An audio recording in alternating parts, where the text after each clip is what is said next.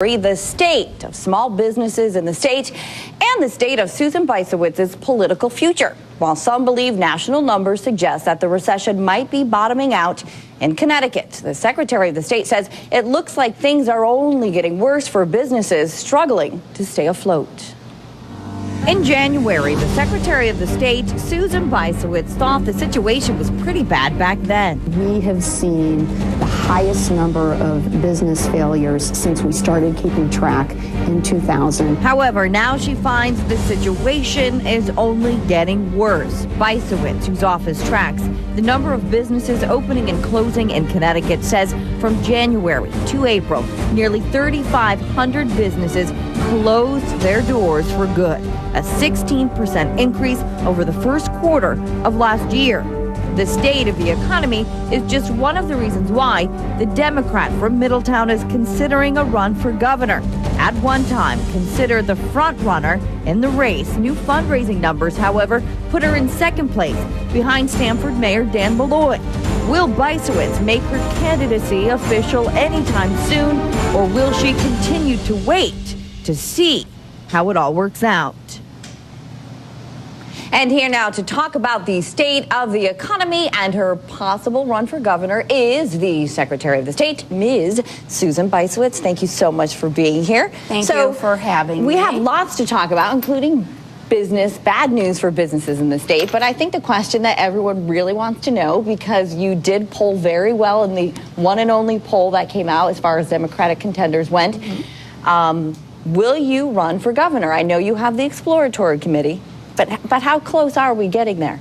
We are exploring vigorously. I've been out visiting with Democratic town committees across the state, talking to citizens about my plans for the future of the state. It's going very well, and we are doing very well in terms of getting ready to qualify for public financing of our election. And I do this to everyone, so I'm not just putting you on the spot here, but if you had to gauge it on a scale of like 1 to 10, 10 meaning that you would run, where would you gauge?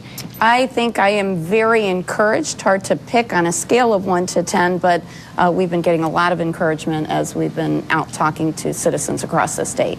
All right, well, let's talk about fundraising, then we'll get into the business aspect of the state Secretary of the State job. Dan Malloy, according to the last numbers, raised $130,000. We do have a graphic that we can take here, raised $100,000, which is still pretty well. Jim Amon, $53,000. What's your reaction to that? Well, you have to remember that we have publicly funded elections for the first time in a statewide campaign. We raised $100,000 in small contributions in just about 5 weeks. We started a few weeks later than Dan Malloy, so we're very proud of that. But in the end, all of us will have the same amount of money provided we qualify for public funding. So it's not about an arms race. It's not about raising so much money. It's just about getting qualifying money in order to run. So you've been out speaking with folks, and you wrote on your website, Susan Bysowitz 2010, that your biggest concern has to do with the economy. Jobs in the economy. Jobs in the economy. You say one, and also health insurance. You say 1 out of every 10 people in Connecticut does not have health insurance. When you're out speaking with folks, does that still seem to be the dialogue? This is absolutely. It is critical to our economy because actually 758,000 people in Connecticut last year went without health insurance for 6 months or longer. So to think about that, in a state of 3 million people, to have nearly 1 million people without health insurance is a crisis, and half of the people without health insurance work for small businesses. So economic development and healthcare reform are intertwined. If we want to get our small businesses moving, we have to find an affordable way for them to buy health insurance. That is the problem for many businesses, small and large, struggling to stay afloat. How surprised were you by the latest numbers having to do with small businesses? Very surprised, although it's been a trend. We've seen declining numbers of new businesses starting and an increase in the number of business failures. Last year, we had 13,000 businesses fail. This year, in the first quarter alone, we had another 3,500 businesses fail, the highest quarter since we started keeping track. So we've got to figure out a way to help small businesses, and there are two things that I'd suggest. First, make health insurance more affordable. The General Assembly has legislation to allow small businesses to buy into the state health insurance pool. That would be a very, very helpful and effective thing. Hopefully the governor won't veto it like she did last year.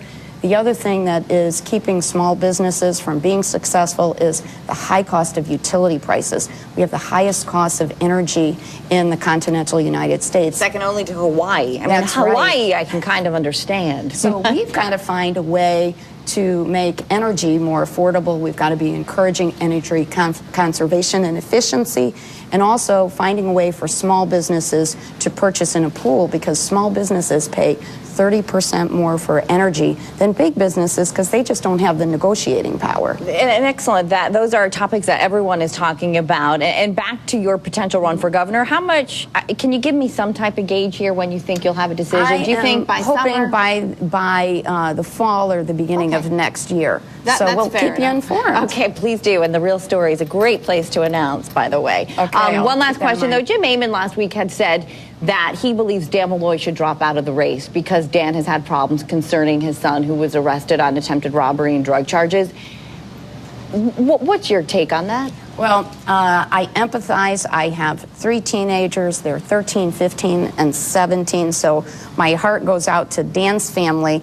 But I do think that your children are off limits in a campaign, that's a personal matter, and campaigns should not be about the candidate's family. So you don't bring this up, period? I don't. So you don't bring it up, so it shouldn't be an issue whether or not he stays in the race? I agree with Barack Obama when he said the candidate's spouse and family are off limits. Having to do with Sarah Palin and her daughter. That's right. All right, Madam Secretary, thank you so much for your time. It was nice catching up with you, and we'll be following you around on the campaign trail. Thanks for having me. And also in your job now. Thank All you. right, thank you.